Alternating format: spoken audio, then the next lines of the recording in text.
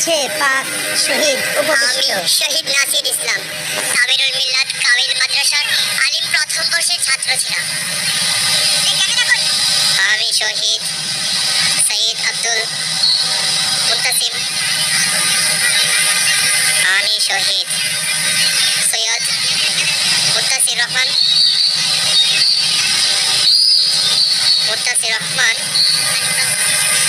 আমি শহীদ উসমান পাটোয়ারি তামিরুল মিল্লাত কামিল মাদ্রাসার ফাজিল দ্বিতীয় বর্ষের ছাত্র ছিলাম।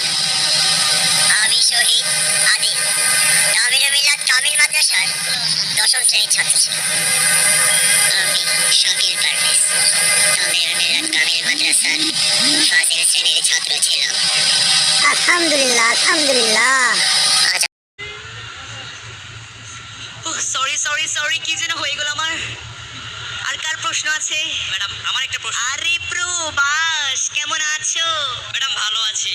ম্যাডাম এই বর্তমানে যে কোটা আন্দোলন চলছে, এখানে যে একটা ভুল যুক্তি উপস্থাপন করা হচ্ছে যে আমাদের মুক্তিযোদ্ধার সন্তানরা শুধুমাত্র কোটার মাধ্যমে চাকরি পাচ্ছে, এটা কিন্তু ভুল উক্তি। কারণ আমাদের মুক্তিযোদ্ধার সন্তানরা তারা এসএসসিতে ভালো রেজাল্ট করে, এইচএসসিতে ভালো রেজাল্ট করে, চাকরির রিটেনে টিকে, ভাই টিকে, তারপরে কিন্তু তারা চাকরিটা পায়। তুমি তো ঠিক বলেছো। তো ম্যাডাম যখন একটি চাকরির পরীক্ষায় যদি রাজাকারের নাতিপতি সমান মেধাবী হয় এবং একজন মুক্তিযোদ্ধার নাতিপতিও সমান মেধাবী হয়, এক্ষেত্রে কিন্তু আমি অবশ্যই মুক্তিযোদ্ধার নাতিপতিকে চাকরিটা দেব। অবশ্যই। আমি তো দেখেছি, আমি কি দেখিনি? এই 2018 সালে জামাত বিএনপির ষড়যন্ত্রের কারণে আমি কোটা তুলে নিয়েছিলাম। তারপর কি হলো? তারপর আমার মুক্তিযোদ্ধার নাতিপতিরা, আমার মেয়েরা তারা না খেয়ে মারা যাচ্ছে। এই জামাত বিএনপির ষড়যন্ত্রের কারণে আমি আমার ছোট ভাই রাসেলকে হারিয়েছি, আমি আমার বাবাকে হারিয়েছি। স্বজন আর বেদন আমার থেকে কে বেশি ভালো জানে? জয় বাংলা, জয় বঙ্গবন্ধু। ম্যাডাম বলো। ম্যাডাম তো আপনি এখন চাকরিটা কাকে দিবেন? রাজাকারের সন্তানদেরকে না মুক্তিযোদ্ধার সন্তানদেরকে? অবশ্যই মুক্তিযোদ্ধার নাতিপতিরা চাকরি দিব। মুক্তিযোদ্ধার নাতিপতিরা চাকরি পাবে না তো রাজাকারের বাচ্চারা চাকরি পাবে? হ্যাঁ। এই ওরা আমাদেরকে রাজাকার বললো? এই আমরা কি রাজাকার? আমাদেরকে রাজাকার বললো? এভাবেই রাজাকার বলা হয়েছিল। এই রাজাকার বললো আমাদেরকে? কেন বললো রাজাকার? তুমি কে, আমি কে? রাজাকার রাজাকার, কে বলেছে, কে বলেছে? সরকার সরকার, তুমি কে, আমি কে? রাজাকার রাজাকার, কে বলেছে, কে বলেছে? সরকার স্বৈরাচার। তুমি কে, আমি কে? রাজাকার রাজাকার, কে বলেছে, কে বলেছে? স্বৈরাচার স্বৈরাচার। শুরু হয়ে গেল কোটা আন্দোলন। সংগ্রামী ভাই এবং বন্ধুগণ, আপনারা জানেন আমরা একটি যৌক্তিক দাবি নিয়ে মাঠে নেমেছিলাম, কিন্তু আমাদের এই যৌক্তিক দাবিকে নস্যাৎ করার লক্ষ্যে খুনি হাসিনা আমাদেরকে রাজাকার ডাক দিয়ে আন্দোলন দমানোর অপচেষ্টা চালাচ্ছে, যা আমরা কোনোভাবে হতে দেব না। সারা দেশের সকল ক্যাম্পাসে আগামীকাল থেকে তীব্র আন্দোলন গড়ে তুলুন। তুমি কে, আমি কে? কে বলেছে, কে বলেছে? স্বৈরাচার স্বৈরাচার, শেখ তুমি হাসিনা। কে, আমি কে?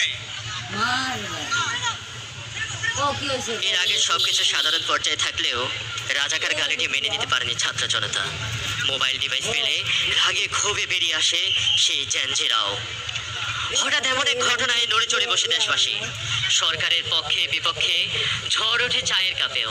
মামা চা দাও তো। এই মামা এক কাপ চা দিও। এই টিভিটা চালাতে দিই, খবরে কি চলে?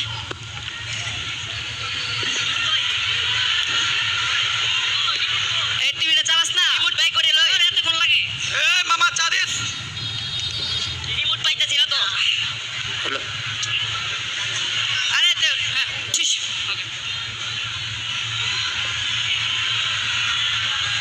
ওকে। বাতাবি লিভির টিভির পক্ষ থেকে আপনাদেরকে যেখানে স্বাগত জানাচ্ছি। নৌকায় বাতাবি লেবুর বাম্পার ফলন। ওই চ্যানেল পাল্টা, এগুলো দেখার লেগে টিভি চালাইছো। আপনারা দেখছেন বাতাবি লেবু। দেখুন সুন্দর সুন্দর টমেটো। এই সকল টমেটো দেখা যায় কুমিল্লার প্রত্যন্ত অঞ্চলে, সেখানে এগুলোর খুব বাম্পার ফলন হয়েছে। এই চ্যানেল পাল্টা। হ্যাঁ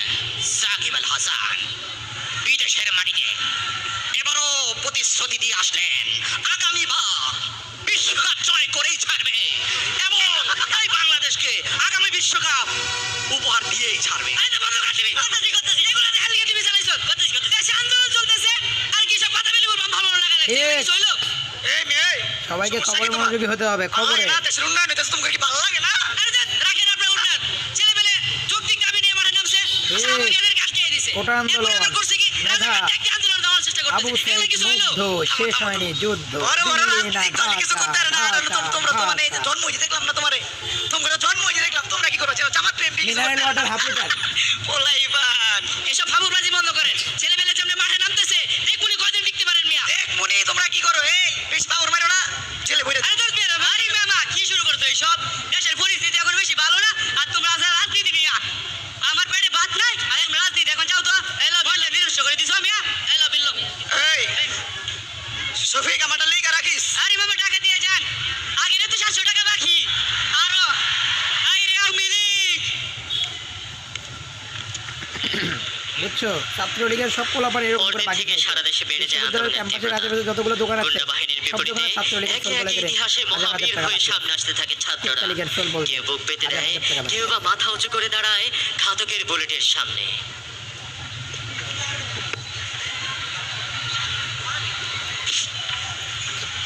আমার শরীরে এক ভাইয়ের লাশ নিয়েছিলাম আমি শেরপুরে।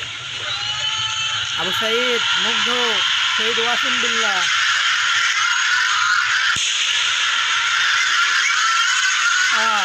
এভাবেই মরছিল, এভাবেই মারছিল।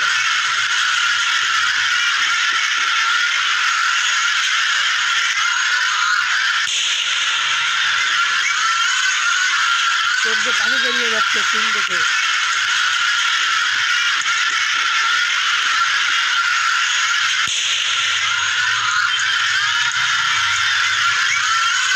শেষ করে ফেলল বাংলাদেশের একজন জাগ্রত প্রাণকে, মেধাবী তরুণকে, আগামীর ভবিষ্যতের সোনালী বাংলাদেশের একজন নতুন উদ্যোক্তাকে।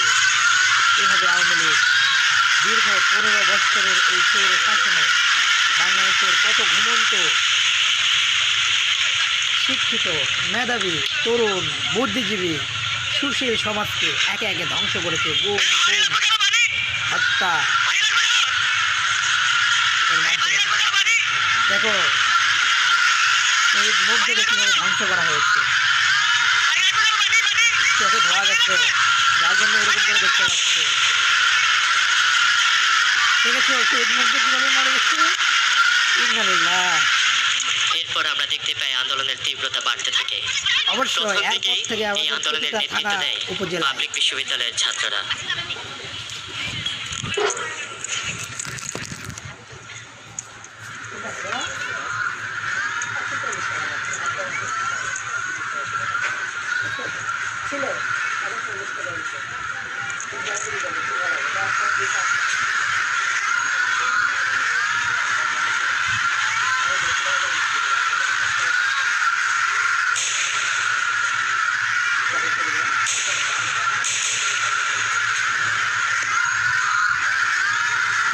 যখন পাবলিক বিশ্ববিদ্যালয়গুলোর উপরে নির্যাতনের স্টিমার রোলার চালানো হয়, তখন একযোগে নেমে আসে প্রাইভেট বিশ্ববিদ্যালয়ের ছাত্ররা।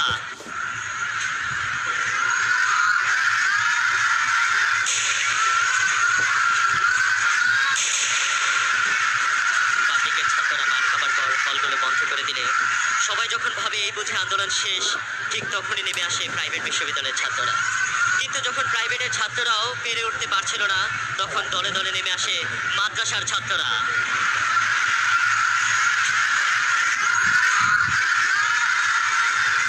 সমর্থন দেয় শিক্ষক,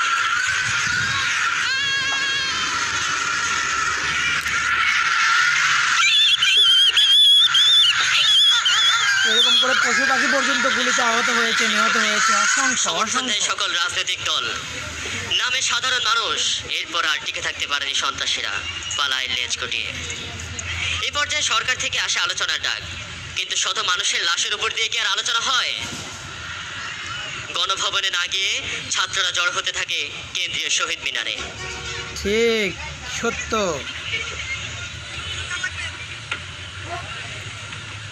আমরা চাক্ষুষ, সকলেই একসাথে গেয়ে ওঠে আমরাই দেশপ্রেমের প্রমাণ গান। ছিলাম, আমরাই অংশগ্রহণ করেছি, এই বিপ্লব আমরাই এনেছি।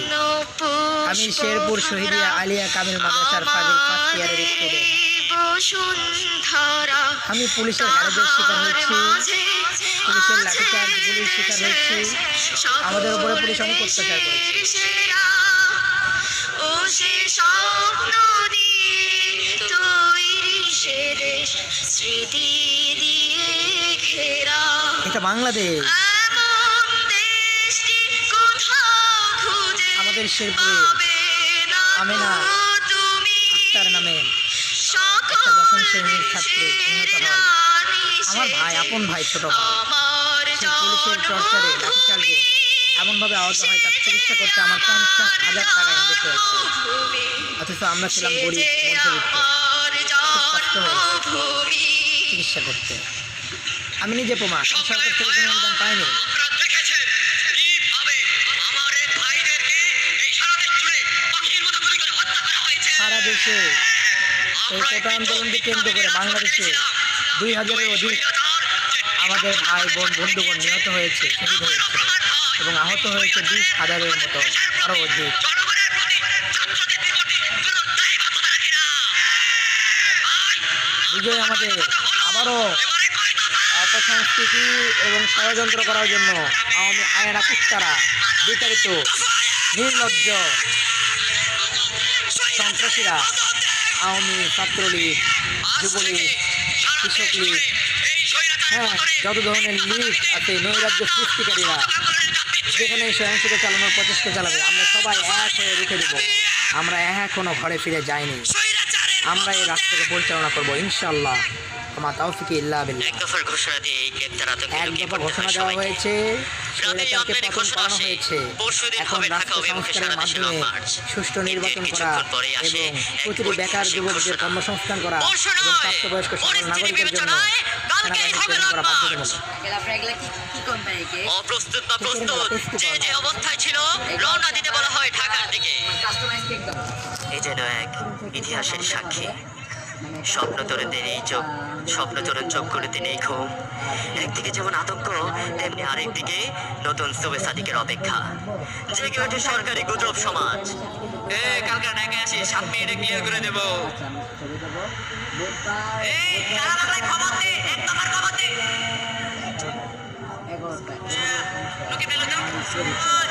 10টা গুন্ডা, 20টা গুন্ডা, আন্দোলন একেবারে ঠান্ডা। কালকে রামদা পিস্তল যে যেটা পাবি সব নিয়ে বাইরে পড়বি, সামনে যেটা পাবি একদম খালাস করে দিবি। সহমত ভাই, সহমত।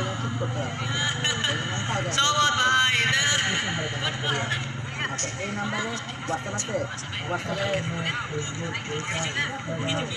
বেলা গড়িয়ে 10টা-11টা। টিভিগুলোতে দেখানো হয় ঢাকার রাস্তা একদম ফাঁকা, কোনো রাস্তায় কোনো জনসভা কিছুই হচ্ছিল না। কিছু মানুষ উকি ঝুঁকি মারলেও একত্রিত হতে পারছিল না তেমন কেউই।